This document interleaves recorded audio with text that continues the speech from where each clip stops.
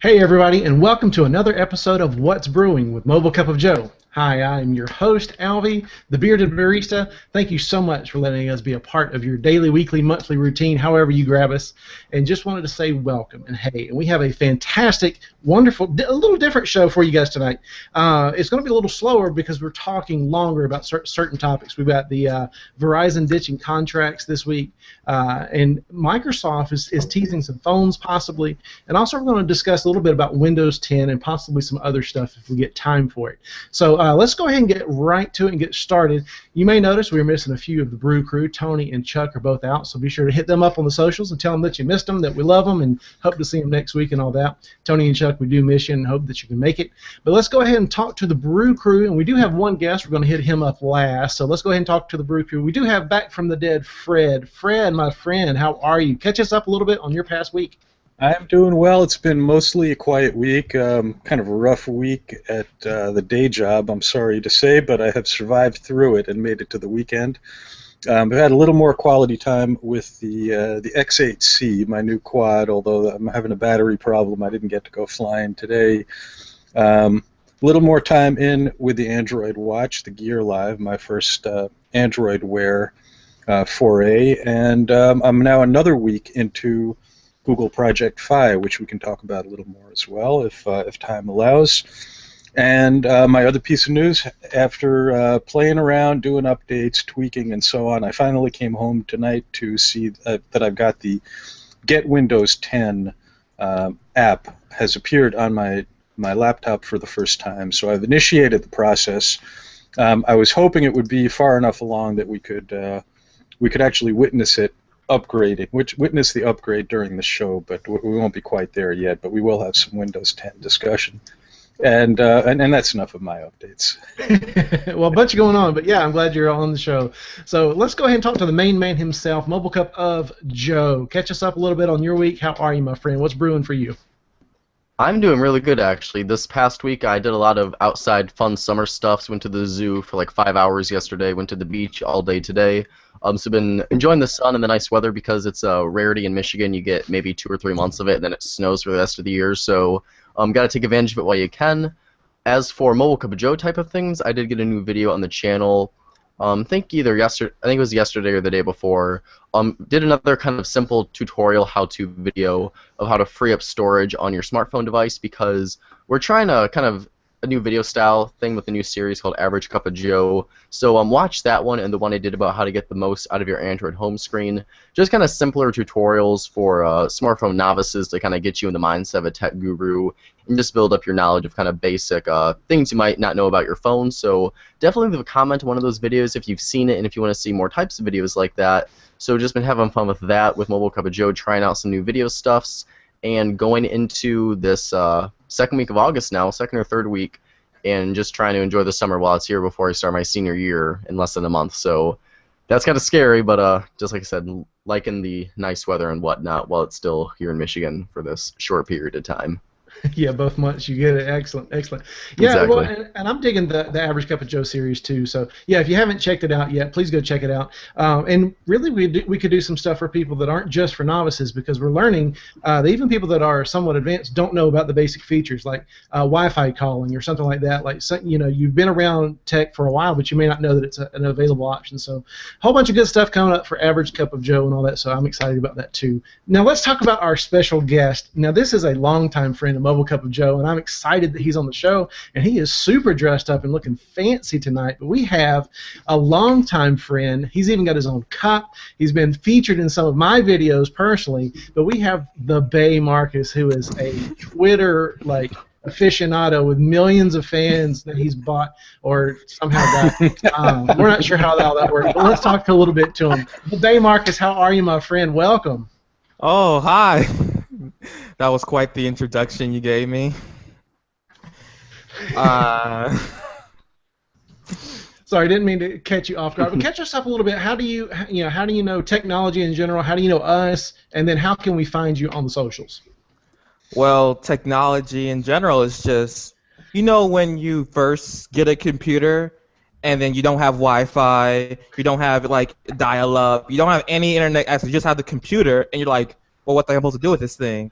And that's my my kind of bridge of technology, just going in, fighting, tweaking, buying the widgets and all that. That was like my introduction, just being home by myself with my mom's laptop that I stole from her and kept from her every single day. She's like, "Give me my laptop." I'm like, "No, I must figure out how this process machine works."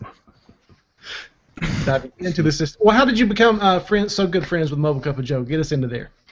Oh, well, me and Joe, we actually met at the Van Buren Tech Center where, like, 3 hours, right, Joe? 3 hours a day, we would just go to the Tech Center and we would computer program. We had the same programming class. We had the AM class. There was the other one's a PM, which I'm glad I didn't get because I met Joe. And it was really awesome because Joe just showed up like freaking just YouTube God.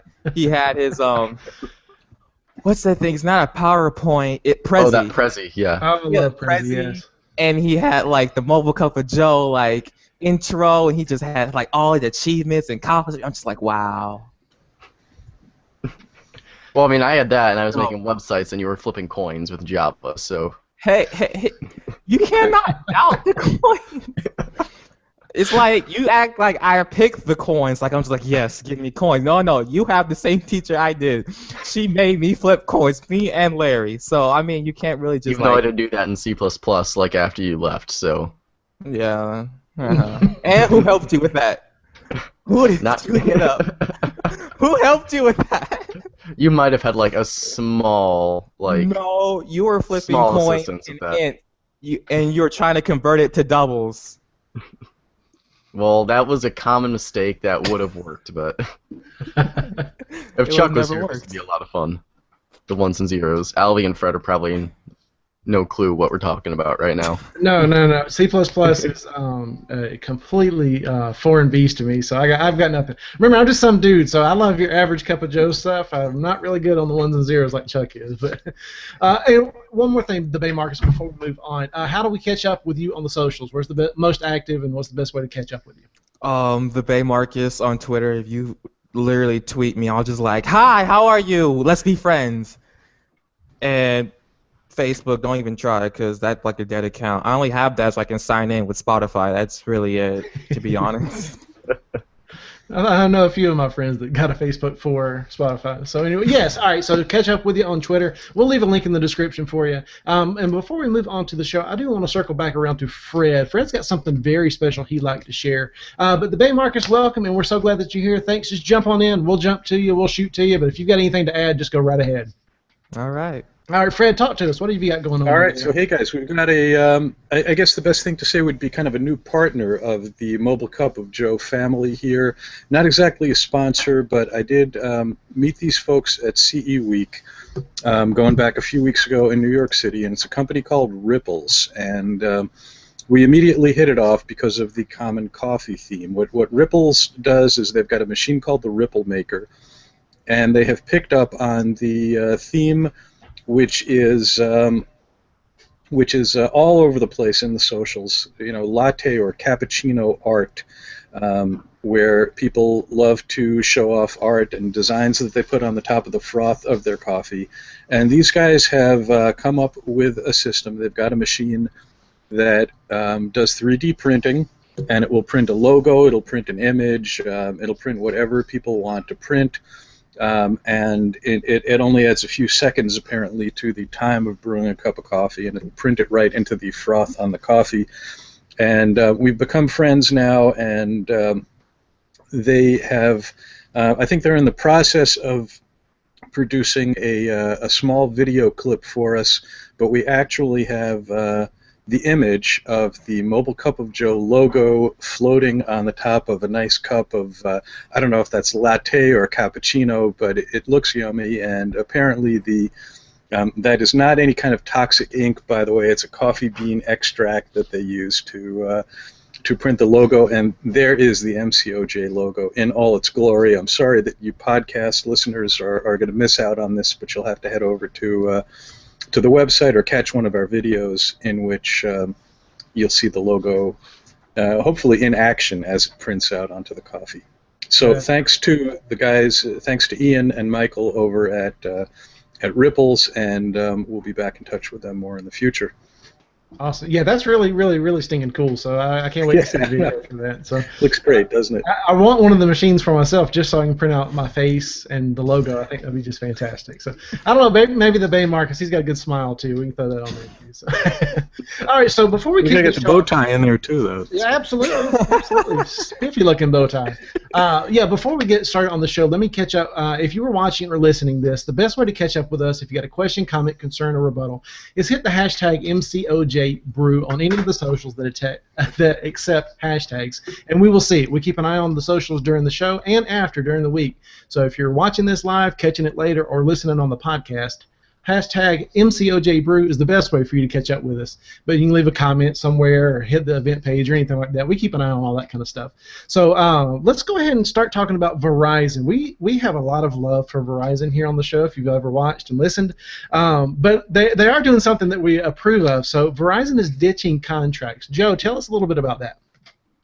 Yeah, so if you've been following the carriers in the smartphone industry in the United States for the past, year, 6 months or so, you're noticing that contracts are kind of getting shaken up to the point where they're not the most popular thing to go by with carriers. Because a few years ago, contracts were just the way to go. T-Mobile, Sprint, AT&T, Verizon, whatever it may be. But then we saw T-Mobile a year or two ago start going with the whole uncarrier promotion where they ditched contracts with their plans, and they went unlocked, and you could just get monthly payments for phones with your data plan and not be locked into a contract. We've seen companies like Consumer Cellular, US Cellular, Cricket Wireless, these MVNOs that offer service and pretty good and affordable data plans, but not use a contract. AT&T started doing this with AT&T Next. Verizon kind of started doing this with Verizon Edge, where you could just do a monthly payment plan for a smartphone and not technically be locked into a contract. But Verizon announced today that they will be completely ditching all their contract plans on August 13th, so next week. And when they ditch these contract plans, they'll be going down to small, medium, large, and extra large shared data plans. So for $30 a month for the small plan on Verizon, you'll be getting 1 gigabyte of shareable data. With the medium plan for $45 a month, you'll be getting 3 gigs of shareable data. With the large plan at $60 a month, you go up to 6 gigabytes of shared data. And if you go for the big extra large plan, which is $80 a month, you get 12 gigabytes of shareable data. Now, all of these plans you can add as many devices as you want on to share this data. For $20 a month per device, you can add $10 a month per hotspot that you want with there, and $5 a month extra for a smartwatch, like an Apple Watch or an LG Watch or Bane, whatever, something like that. So it is cool that Verizon is opening this up. It looks like with the small, medium, large, and extra large data options, these can be shared up to 10 devices, so it should be more than plenty for your family. And it is really interesting to see Verizon make this move. Looking at the plans, it's probably not the most affordable way to go, just because if you look at T-Mobile or other companies like Cricket or something, you can get more affordable options out there. But there is no denying that Verizon has the best coverage all across the states in some of the most rural areas. Like where I'm at, Lawrence, Michigan, the middle of absolutely freaking nowhere in Van Buren County, Michigan, Verizon is really the only carrier that can get consistent and steady 4G LTE coverage, because even AT&T still has 4G some of the times, but then 3G most of the time. So, like I said, not the most affordable plans out there, but it's honestly not super terrible if you're considering what Verizon was charging in the past for contracts. It's nice to see them, kind of embrace the change the market's going into, and at least see that they're taking note that, hey, contracts are not a popular thing now, and see if maybe these just kind of expand and maybe get different size options of have more devices be able to be shared on there, maybe more data in the future. So it's a good move for Verizon. I think I'm really encouraged to see where they go with this, and I think it's a pretty good move on their part, honestly. Yeah, I agree. Now, the pricing you're talking about, Joe, that's on top of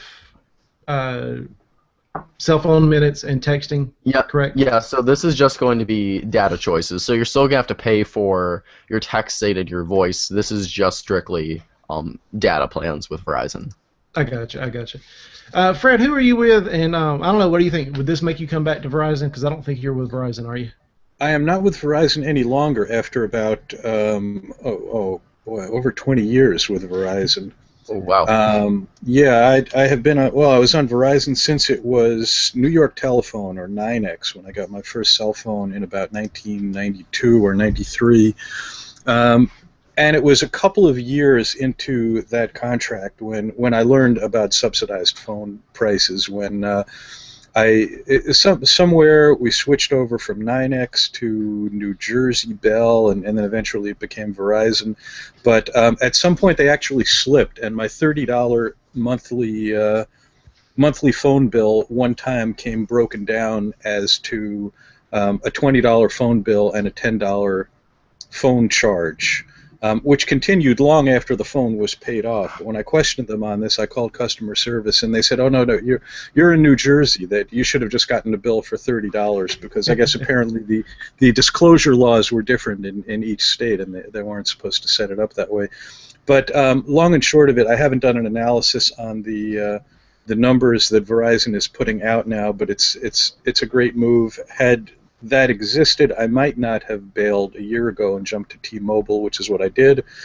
And really what I have to say and comment on the story is kudos to John Legere and T-Mobile. He's a wild man. He's a crazy person. He does these wild news conferences. Is T-Mobile ever going to become another Verizon or an AT&T? I don't know. We really don't know where the market is going to go. I don't know if they have the clout to do that, but like a radical candidate in a political campaign, he's forcing the discussion in a certain direction.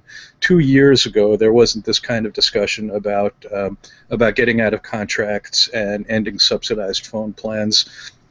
People were the vast majority of people were content to write their check every month, make their electronic payment for whatever the phone bill was, and if you could get the phone that you wanted without adding without having to pay too much out of pocket, people were pretty much okay with that. And we saw the folly of that. We saw how people were getting ripped off, basically. And what they've done now is forced an issue, which is allowing people to see, hey, this is how much I'm paying to use my phone every month, and this is how much I'm paying for the phone. And it's where it should be. Consumers deserve and need to be educated, and they need to get clear information. So, again, kudos to T-Mobile for forcing the discussion in this direction. No, I agree. And Verizon surprises me. I thought they were going to be the last. Oh, I mean, and they kind of are, but like way last, like years down the road before they started a move like this. And so it surprises me how early this is. But no, I'm excited about Marcus. Who are you with, and what are your thoughts on this? I'm with T-Mobile, and like Joe said, in like Lawrence, Michigan, and some of the real rural areas, I did not get any signal, and I was in Michigan for 8 to 9 months, not getting any signal at all. So like phone calls, text messages. If it wasn't for the fact that I had an iPhone, which has iMessaging through internet, I probably would have ended up dead in the ditch somewhere because no one could come pick me up or find me. And they're like, "Where are you?" I'm just like, "Oh, message won't send." Like in California, oh man, T-Mobile's coverage is great. Just not in the rural areas like Joe said. Yeah, for rural areas or anything like that, you're looking Verizon almost exclusively, which is like nice they're doing this. So like I said, I was like you, Alvie said, I'm very surprised Verizon is making this move this quick in the game, just because they've kind of traditionally been the carrier that's not super quick to the gun or quick to the draw with responding to change in the market. But I think that people, like especially me, that are in rural areas that want to get off a contract, this is probably for a lot of people their first option where they can get with a carrier that's got respectable coverage that won't require them to be on a contract. Because the only other MVNO that offers Verizon coverage without a contract, you either are looking at Straight Talk or Page Plus Cellular.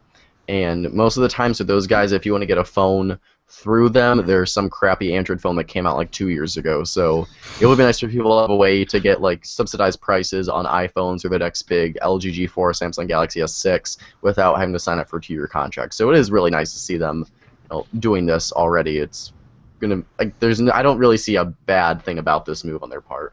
Just something that had to happen sooner or later. Yeah, absolutely. And the thing is, if Verizon feels justified in charging more because they've got better coverage, that is a perfectly reasonable play in the marketplace. And the market will determine whether the quality of Verizon's service is worth paying whatever number of extra dollars for, or Verizon is going to have to make some price adjustments to compete in the market. But people need to know what they're paying and what they're paying it for, which they were not able to do before. And now you can compare apples to apples and see how much it costs you on each carrier and whether it's worth paying for that better connectivity and more extensive network.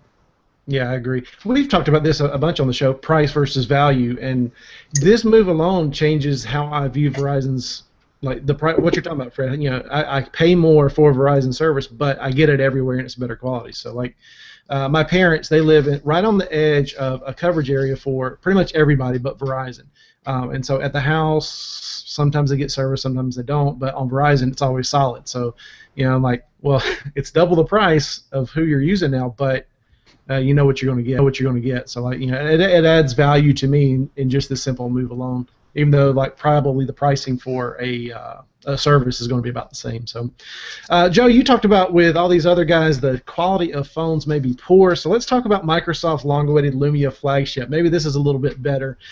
We got some Windows, possibly Microsoft phones, Windows 10, hopefully. So, Joe, tell us a little bit about this new Lumia flagship. Yeah, so ever since Microsoft purchased the whole Nokia and Lumia brand of phones to kind of make them Microsoft-only flagship phones from Nokia, we've kind of all been waiting for a true flagship smartphone. We got the Nokia Lumia 640 and the 640 XL, but they were pretty low-end smartphones, not even mid-range really low-end budget smartphones that, yes, granted, did ship with Windows Phone 10, but we've been waiting since then since the accusation Nokia for a true, awesome flagship device. And we got a leak that Engadget reported on. I'll go ahead and do the screen share so you can get a quick little look at it, of the possibility of the device we're looking at, the Nokia Lumia 950 and the 950 XL. 950 reportedly 5.2-inch display, and the 950 XL supposedly a 5.7-inch display.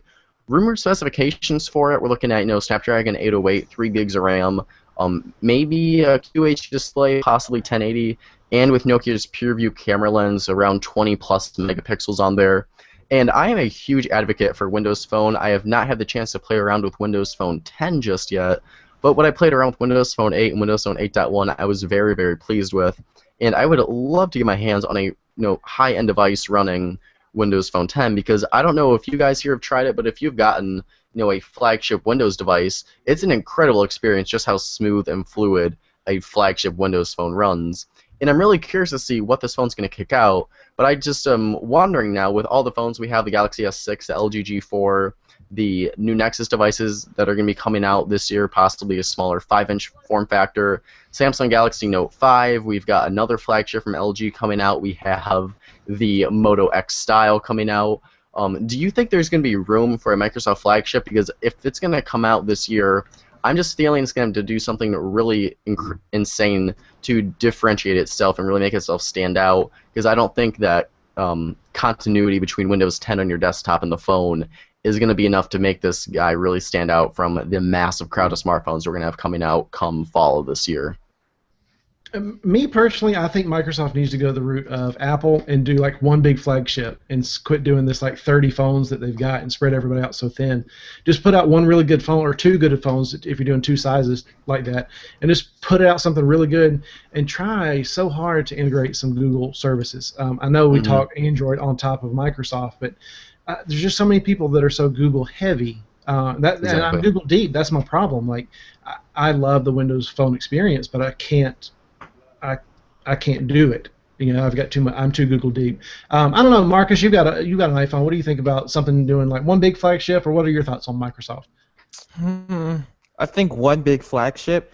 I did have a Microsoft phone at one point, like running Windows 8, and usually, because I'm like an average person, I have average apps, but the fact that it didn't have the apps, the Windows Phone, made me like want to throw it against the wall, because the Twitter client was really weird. It didn't have Snapchat, Instagram. My friend who has a Windows Phone, he has to download a fake client to use Instagram, and then that Instagram has ads all over it, and then like it got removed for a couple days. So like, I'm dependent, like you're Google heavy, I'm dependent on certain apps to get me through the day, and the fact that the marketplace didn't offer it, it's just like, ugh. Well, and you're not talking weird like random apps. I mean, Snapchat, Instagram are Snapchat's one of the biggest one. Instagram is possibly the biggest right now for socials, Yeah. especially. And that's across the board. It's not just the socials. It's not just Google stuff. I mean, there's like real productivity apps that are like non-existent on Windows. And there is Instagram for Windows Phone now. Is there? At least there was when I had the Windows Phone, which I retired or put on hold a few weeks ago. I think it might officially have been in a beta, but it was functional. A functional, true Instagram app. No Google Plus though. There are fake Google, fake ad-supported Google Plus ads, and of course, Google Plus will not run properly, or perhaps even not at all, in Internet Explorer. Nor will Gmail. I mean, you can use Gmail with the native Windows Phone email app, but you can't get the Gmail. You can't get a Gmail app, and you can't get the Gmail interface. And if you try to run it in the Windows browser, at least the one that was there in 8.1, it looked kind of like Hotmail from the 1990s, clunky and kind of squarish looking. Do you still have to use Zoom on it, like on a Windows Phone now? Or am I like so like? I think far they gone? upgraded from Zune, but Oh, thank God. that's the problem though. Like Microsoft, like their flagship phones, like the Lumia icon that was on Verizon that came out earlier this year or late last year, and the Lumia 1520 that came out at least over a year ago. I mean, those are really well built, really nice devices, and they've got great cameras, nice build quality, nice displays. But there's a problem, like Marcus said, and like Alvie said, if you're reliant on Google services, if you use an iPhone, at least you can still get all the Google apps on there. You can still get your Google Keep, your Google Hangouts, your Google Plus, because Google regularly updates those applications, sometimes even before the Android counterparts, and you still have the whole application selection you want.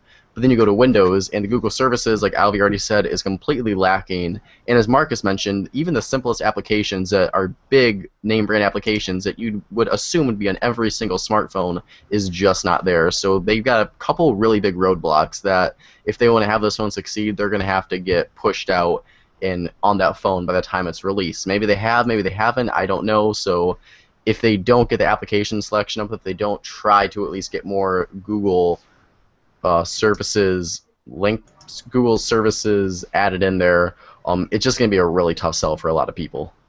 No matter how pretty it is, if it doesn't function like your other phone is, if it doesn't function the way you need it to, it's not going to be worth the money. No, you're exactly right. I mean, and that's really just been the issue with Windows Phone, and hopefully something that changes here with Windows 10 and Windows 10 phones. Yeah. So let's go ahead and talk. The TheBaeMarcus is super excited about it. He's chomping at the bit to talk about Windows 10. We've got a lot to talk about with Windows 10, so let's jump right into some Windows 10 conversation. All of us, except for poor Fred, has struggled to get 10 on there. But we've all played around with Windows 10 a little bit. I had it on the ThinkPad Helix that I was reviewing for a little bit and got to dive into there. I've also been playing with it on a virtual machine a little bit. So Joe, I know, has got into it good, and Marcus has got a lot to share about it. So Windows 10 is out and available. Marcus, can I ask you to give us a quick overview of what's new, what we can expect with Windows 10? Well, I just want to say I freaking love this. This is beautiful. Like the whole interface of it is just like so much more clean and presentable to me. The whole tiles mess was just confusing. When you install an app from the store, it'd be hitting one of the tiles and then be like, it's here in ABC order, but there's some more apps over here not related to these apps, and it's like, oh, it's in the news section all the way over here. You gotta swipe through. And then when I first got it, I don't know why I always hit the corner and it would just switch to another app, like when I'm in the middle of a game or doing something. So the fact that most of that is gone is just awesome. And then Cortana.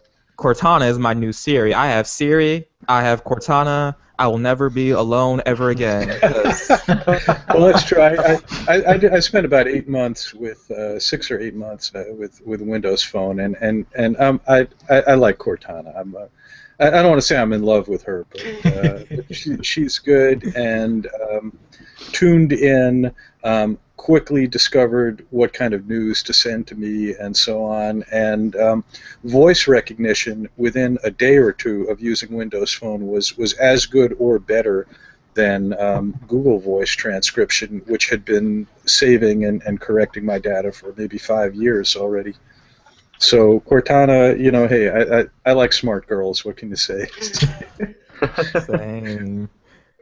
Yeah, would any of these be as successful if it wasn't a female voice and a female character? I've always been curious. I know that traditionally the studies have shown that they're more soothing a voice, which is why they've been used for navigation and like airline controls and all that. But I've always wondered if it was some guy. What if they Well, used my voice? Would that be as soothing and as comforting? Hey, what you want? Actually, Go ahead. What else is going on Windows 10? I just want to comment on the voice thing. In iOS 8.4, no, 8.3, they updated where you can change Siri's voice to a male or female and change the accent of it. Nice. And I know a girl at the comic book store, she's like, I made mine into a guy, and he's British, so he sounds like my little butler, and I call him Jarvis. So I'm just... I tried it. It felt a little weird, but I almost got used to it. I'm just like, no, I want my Australian Siri back. That's where I'm home at.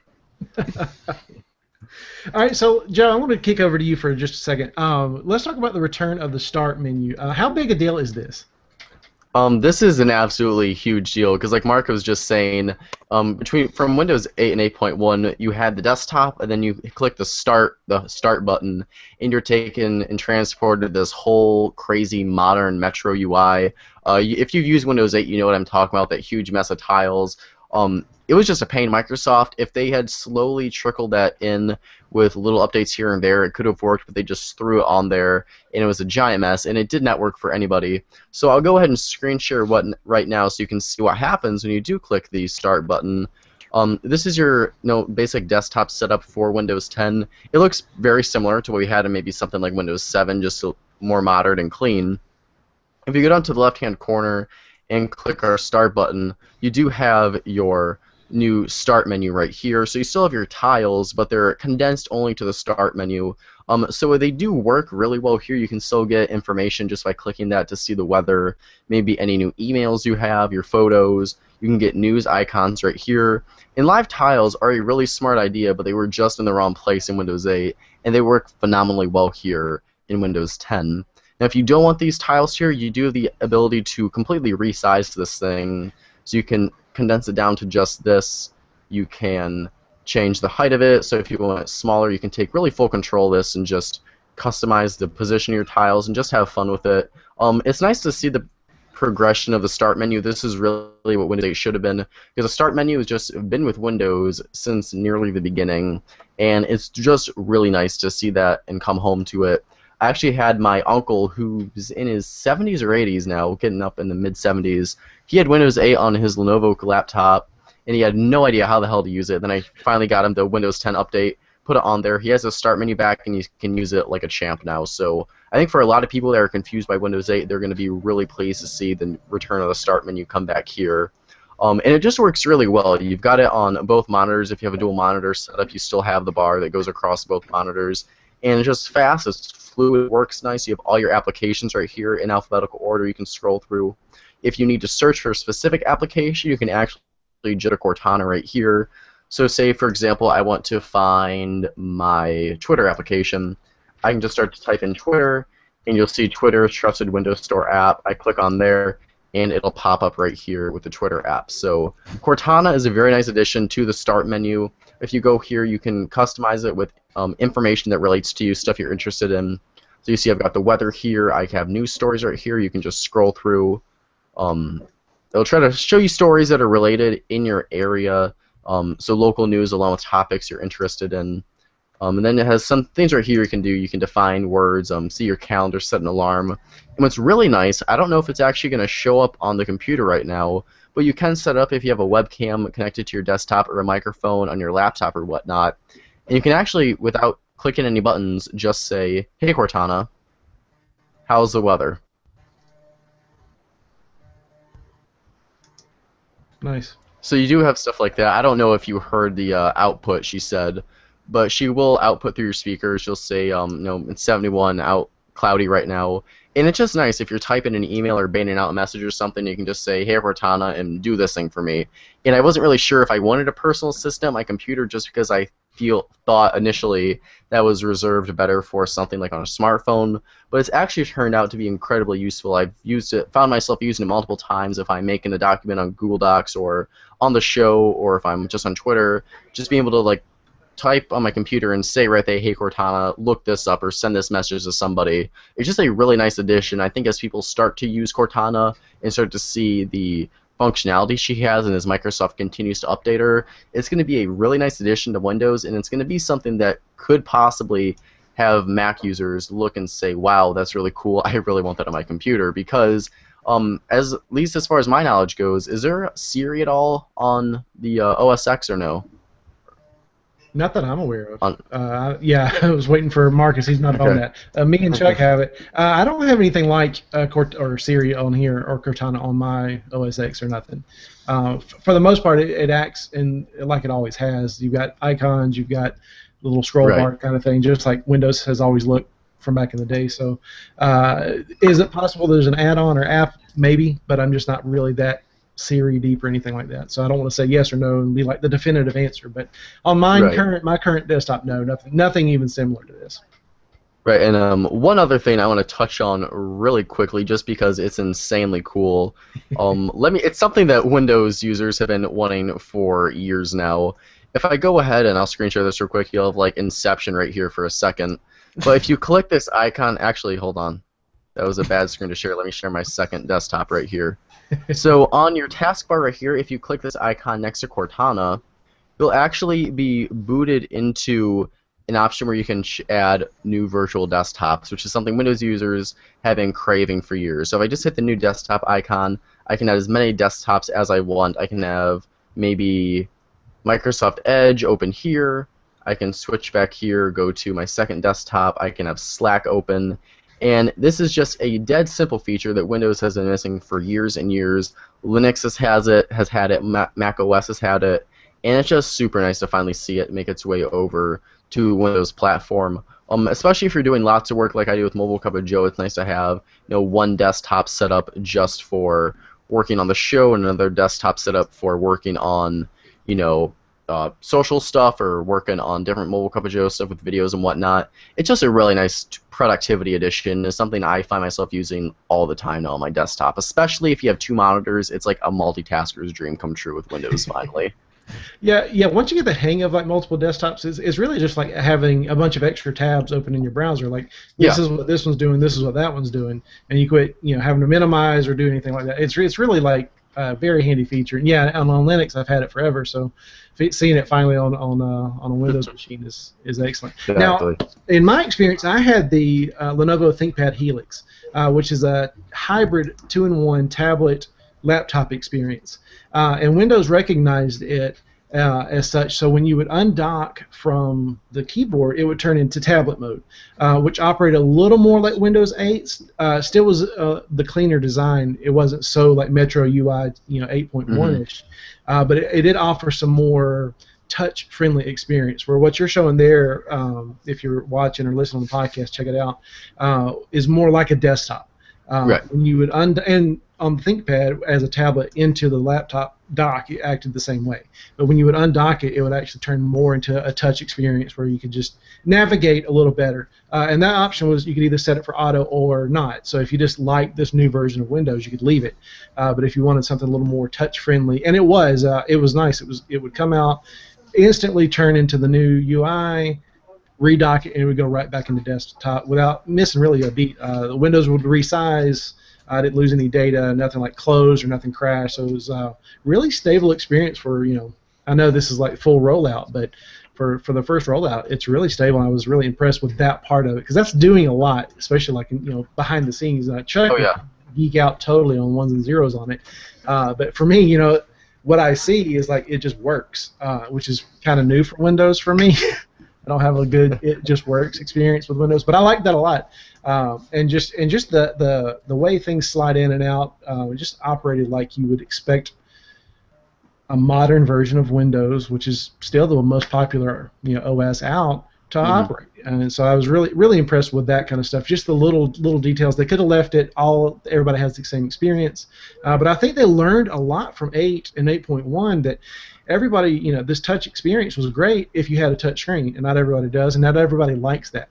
And so once you go into this kind of like hybrid thing, 10 really seems like what 8 should have been, and I think you mentioned that, Joe.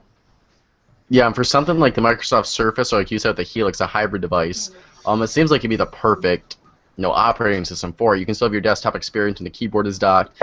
If when you use it as a tablet for a few minutes, you do have the option there, and it reacts instantly. So it's a very smart move on there. Now, either Marcus or Alvie, did you try out Microsoft Edge at all, the new Internet Explorer replacement for the browser? Marcus, No, did you? I love Chrome. No, I love Chrome. Chrome. I, Wow. I looked at it and I was like, Chrome. All right, I did, and I'll just go ahead and say you can call it whatever you want to. This is Internet Explorer 12 or whatever we're on now. It's even the same blue E. You call it whatever you want to. We'll call it Edge for now. It's a slightly different blue E. It is a slightly different blue E, so yeah, a little it's not bit. even close. and it's the E of Edge. It's not the E of Explorer. True. Call it what we will. But, I mean, I didn't use it enough to really say that, wow, this is such a different browser experience. I'll never go back to Chrome or Safari, anything like that. I'm with you, Marcus. I love Chrome a lot. Here's why I love Chrome, because the tabs. Tabs just work. And I know it's very resource heavy, but it is what it is. As far as Edge, and Joe and Marcus, feel free to chime in if I'm wrong here, but it's a browser, just like anything else, just like the native browser on Android used to be, or just like Internet Explorer used to be, or Safari is. It works great. I didn't have any problems, but it's just a browser. Like, I was not impressed, but I wasn't like disappointed either. Does that make sense? Yeah.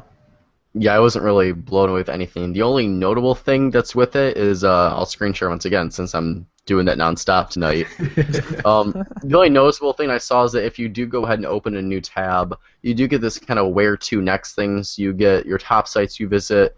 If you visit a website and there's an application, download it on there. I can click Twitter right here, and I can either go to the site or I can click open the app and have the Twitter app open right there. And you do get your weather here, your watch list that you entered in for Cortana for the stocks you're watching.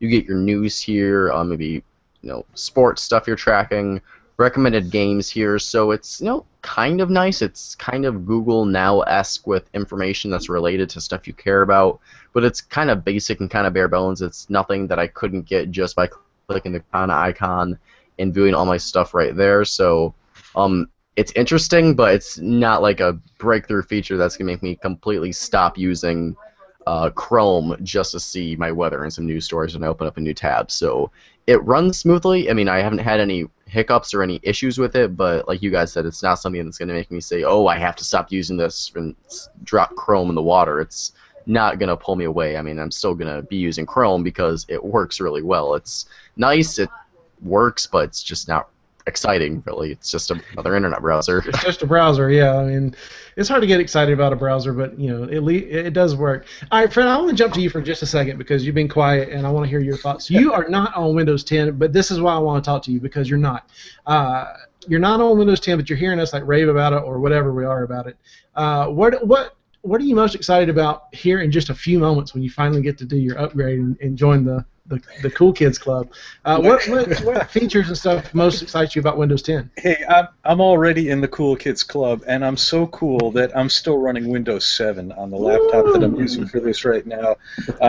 I tested Windows 8 when it was in beta, but I only ran it in a virtual machine, and it was slow and sluggish because I could only give it some of my RAM in the VM, and the interface. And this was not 8.1; it was 8, and it was a pre-release version of 8.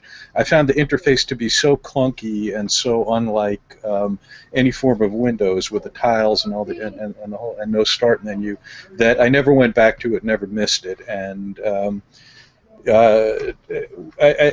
at my job where I'm responsible for the PCs over there, I think we've got everybody now upgraded from XP to Windows 7 now that there's no more support for XP, and that not all of our programs that we need will run on XP. But I've been, as recently as about a month ago, buying PCs that were on Windows 7 or downgradable to Windows 7 to avoid 8. So return of the start menu sounds great, and I'll just say I'm eager to see the interface and see how it goes. I like the virtual desktops. It's something I've played with before in other OSs, and I'm curious to see what the new browser is going to look like. And we'll It'll see if change it's your really life. something. I haven't really liked Internet Explorer since IE4, though, and I guess I'm dating myself there a little bit again. And what can I say? I still miss Netscape. So. Stop it. Stop it. No, no, no. I will say the first time I started up Windows 10, and I did an upgrade from 8.1 to 10, which was very smooth and clean and quick, which is never heard of on Windows. It was the first time I've booted up really any machine and gone like, oh, almost like, okay, this is kind of cool. I've done plenty of OS X stuff and all that, and it's just like, okay, cool, here we go, let's do this thing. Android tablets and all that kind of stuff, you just come into it and do it. But I don't know, there was something about Windows 10 that when it first comes on, you're like, wow. Yeah, it's almost like it just makes you stop for a second. I mean, I know it's just an operating system, but maybe giving it more credit than it's due. But to me, it was the first time, and it stood out to me so much. I was like, wow, I just wowed an OS. So it was kind of cool that way. All right, so we're kind of running short on time. Joe, you have one complaint, though, and I think you're the only one with dual monitors. So talk about wallpapers on multiple monitors real quick. Yeah, so it's kind of interesting. I'll try to go to the control panel. Well, I'll just talk about it. It's not really that important. In Windows 8.1, I think most in Windows 8 through 8.1, and probably Windows 7 as well, if you have like a dual monitor setup or multiple monitors, doesn't matter how many, you could set a wallpaper for every monitor. So like I have two monitors here, so I'd have one wallpaper on one, then I'd have a slightly different wallpaper on the other one, just to have nice designs and make it look cool. But I was going through the control panel on Windows 10, and I noticed that they don't have the option at all anymore. You can just choose one wallpaper that spans both monitors. And I was looking online, looks like a lot of people are just noticing a couple quirks here and there with Windows 10, some features that are, some smaller features like that are missing that were in Windows 8.1 and Windows 8. So it's still a really solid upgrade if you're on Windows 8, 8.1, Windows 7, you're debating if you should upgrade or not. Still go with it. It's still definitely worth the update to your system. Just be aware that there may be some little quirks here and there with the OS since it's the first version of Windows 10. Some features that may be broken, some features that might be missing. It's nothing that's a deal breaker, and I'm sure it's going to get updated here within the next couple of months. But just be aware there may be a few things that are working on your current machine that may not work in Windows 10, but for 98% of the things I do on my computer, I've been able to do it better on my desktop. And I don't know about you guys, but I actually found my computer's moving noticeably faster than it was on 8.1. So I don't know if that's a placebo or if it's something, but it does seem to move like a little bit quicker with the Windows 10 update. So like I said, it's not a deal breaker, just a couple things I noticed here and there with Windows 10. So if you're really reliant on having different wallpapers for your monitors, then I guess you should do it if it's going to kill you that much. Yeah, if it messes with you that much, we may want to readjust some priorities a little bit. Exactly. But something that is, I don't know, encouraging. We were talking about, especially with the Windows Phone, and they're trying to integrate the whole experience where the phone and the tablets and the desktop are a similar experience and kind of integrated that way. And no Google services on the phone with Windows 8 phones. We do have Google support on Windows 10. And Joe or Marcus, whoever feels more comfortable to share a little bit, we do get support for email and calendar. Does this mean we may see some Google support for Hangouts and Plus for if people are interested in that social? What do you guys think? I would hope so. I just know that in Windows 8 and 8.1 you couldn't natively add a Google account to either the stock mail client or the calendar client.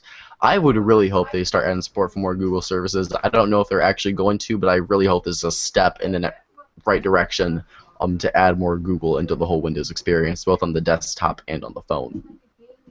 Marcus, would that change? Let's assume that it does mean that all right, Google support for email and calendar now means that we may get some other options. Would that get you to change maybe from an iPhone to a Windows phone? No. Why not? I don't know. I like my iPhone because it's an Apple iPhone, and the way it works and just like how it does things, it's so nice. It's clean to me. I had many Android phones, Windows phones, and they're all just, it just feels awkward at first, and you have to get used to it to understand it.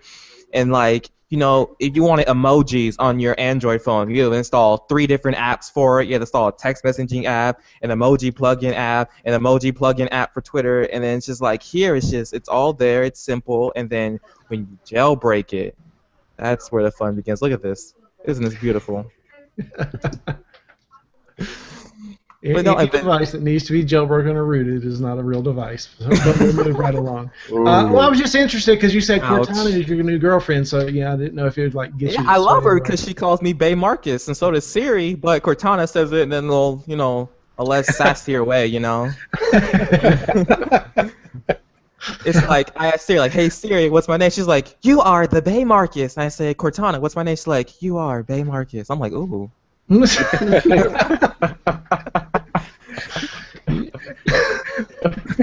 I've got too many jokes to actually run with one, so we're just going to let you guys fill in at home whatever joke fits best for that. All right, so real quick, let's do some closing thoughts. Marcus, tell me in just a few words, favorite parts of Windows and why anybody should go for it. Favorite part? It's clean, it's simple, it's easy to use. I couldn't find a lot of settings like the driver settings, the Bluetooth settings, which something I use very accurately. And I could just, hey Cortana, open Bluetooth settings. She's like, 1 moment, please, and then she just does it for me. So I saves me trouble with going through control panel and all that just to get to the stuff that I normally can't find. It's easy, and I just love it. Start menu, FTW. Excellent. Joe, what about you? What's some of your key bullet points here? Definitely go for the upgrade. Return to the start menu is definitely the biggest thing for me. It's so nice having that back. I've been a lot more productive and getting a lot more more stuff done on my computer. Like Mark said, it's clean, it's nice, and Cortana having a virtual assistant on the desktop is something I never thought I wanted. But now that I have it, I really don't think I could go back to it. And even just to have her do an impression of Gollum from Lord of the Rings or the Minions saying banana is really, really entertaining. Well, it's definitely fun, absolutely. All right, Fred, so when can we expect you to actually make this upgrade? Are you just waiting on the go? I think looking over system requirements and so on, I think I'm okay for RAM, but I think I'm going to have to clear some space on my hard drive, which I'll hopefully take care of over the weekend. My thought on Windows and why the place it has in today's world, in today's marketplace, is very simply, I can run Windows on a $300 laptop. Or I can run it on a souped-up machine or a budget machine that I can do myself, that I can build myself, which you simply can't do with iOS. You can't run iOS unless you're ready to spring for an Apple machine. So that's my thought. It's always been the people's operating system. It's gone through some rough times with some bad iterations like Windows Vista, at which point a lot of people jumped over to the Apple side, including myself. But hey, if you got $1,500 or more to spend on a MacBook, then that's great. And if you don't, working man's operating system has always been Windows. It would be cool if more people would get on Linux, which they can get for free, but I don't see that happening anytime soon. No, and I mean, yeah, I'm with you. I'm a huge Linux fan, but it's just not ready for that type of public release or anything like that. Another talk for another day kind of thing. So yeah, if you want something good and something fun, go check out Linux. I do have a quick question. Go ahead. For someone that's on maybe Windows XP or Windows Vista that's a capable machine, would you recommend them ponying up the $100 plus price tag for Windows 10 if they can't get the free upgrade? Me personally, no. If you're going to spend $100 on an operating system, spend $250 and get you a brand new laptop. That's a good point. All right, Yeah. I'm just curious. That, I got a question. That's, because if you're running XP especially, or even really Vista back then, even if your system requirements are there, it's going to be barely, unless you did some like mega machine. And if that's the case, then maybe so, because if you did some like Power PC back in the day that still run it, it may be worth it to you because you spent $1,800, $2,500 on a computer. Yeah, maybe. Yeah. But for most people that bought a machine back then, no, don't spend $100 and go. If you're going back to the days when XP was in production or even Vista, a gig of RAM was a lot in those days, and you're not going to get too far with that. They say the system requirements are 2 gigs, but that's before you start running any programs. Yeah. We know what's going to happen with that. I still remember the commercial for Windows 95 in which they said Windows 95 will run fine on a 486 with I forgot whether they said 4 megs or 8 megs. I think it was 8 megs of RAM. And that turned out not to be the case. Yeah, choked it really quick. It would install. That was about it. Yep. Well, cool. No, good talk about Windows 10. I'm excited about it, Fred. I'm really excited for you to get it. Maybe you can give us a little quick catch up on how your experience has been once you finally install it. But that does conclude our show. We are out of time, and an hour goes by really quick when we're having a lot of fun with Marcus and all that kind of stuff. So thanks everybody for watching. But I do want to hit the Brew Crew up and Marcus. You're honorary Brew Crew. You've been around and part of the. I mean, you're part of the 3,000 subscriber special. You were part of all that kind of stuff. You've been in some of the videos. So, I mean, you honorary Brew Crew, Brett. So, we'll go left to right just because it's easier for me. Fred, what's going on for you this week? What's brewing? Well, hopefully some Windows 10. Hopefully I get that X8C quad up and running again and get some more video for you guys. And well, we didn't talk too much about Project Fi. Maybe we'll save that for the next time that Chuck is on the show too, since he's started his foray into Project Fi,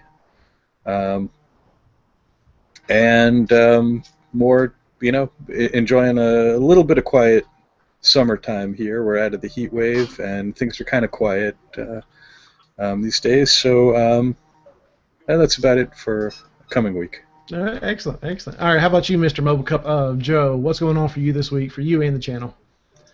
For me this weekend, personally, I've got a church picnic coming up this Sunday, so I'll be outside all day eating hot dogs, and yeah, that'll be Sunday for me. So that'll be a lot of fun going outside, meeting all the folks and stuff from the church, and then this coming week, I don't actually know what I'm doing. I know I'm working a lot at the movie theater, and we have Minions, and the kids have been, like, insane there.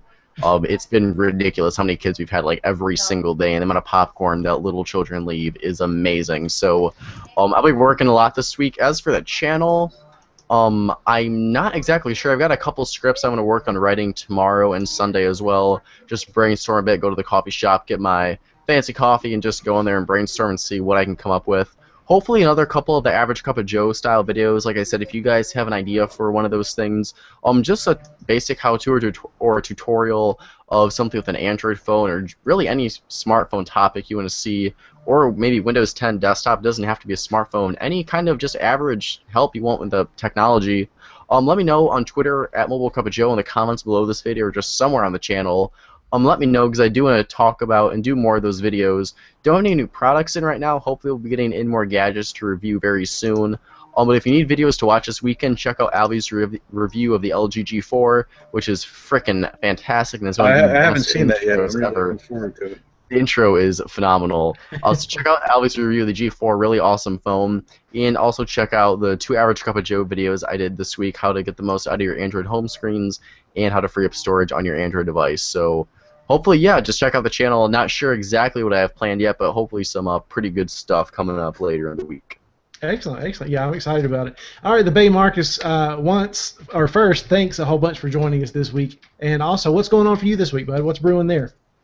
Well, yesterday I just uploaded a video to my YouTube account, which was slowly being neglecting. So, trying to get back into the YouTube scene on my own, and I have a job now. I work at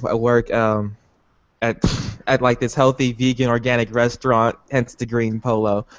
And I've been doing a lot of dancing lately and just going to the gym more, trying to get more personally in tone, if that makes any sense. More caring about myself and eating right, being more healthy, doing more, going out more. I had a campfire just last night with some s'mores and just trying to live life a little bit more. Nice, very fun. So, now, how do we find your YouTube channel? What's the name of it? We'll leave a link in the description and share it on our socials too. But how do we find your YouTube channel? TheBaeMarcus. Of course it is. Everything's TheBaeMarcus. B-A-E, which most of our younger audience knows, but it's not B-A-Y for our older guys. TheBaeMarcus. So, Marcus, thanks a bunch, seriously, for joining us. You're welcome anytime to join in and pop in, but it has been an absolute pleasure. You've been just part of the family and jumped in, so it was great. So thanks a bunch for joining us this week. No problem. I love being here. Excellent. I invite all my friends. Right. And as far as me, I've got some more beard oil that's come in. I'm also working on a personal mini coffee bean grinder, like travel size. So I'm working on that, and also a Steadicam Curve, which is a GoPro like Steadicam mount that's actually through Fred and his connection. So working on all that. So hopefully that'll all push through in the next week or so. And also heading out of town, going to see mom and dad with the baby. So that should be a fun week. So whole bunch of pool time and all that kind of stuff. Yeah, it'll be a blast. I'm really excited about that. So that's what's going on for me personally. But that does end our show, so I just wanted to thank Marcus one more time for coming on. And also, we did miss Chuck and Tony, so you guys be sure to send them out something on the socials. But for Fred, Joe, Marcus, Alvie, Chuck, and Tony, and everybody, the Bearded Barista and all that stuff, thank you guys so much for watching. And we'll see you guys next week at 9 p.m. Eastern. Good night. Night.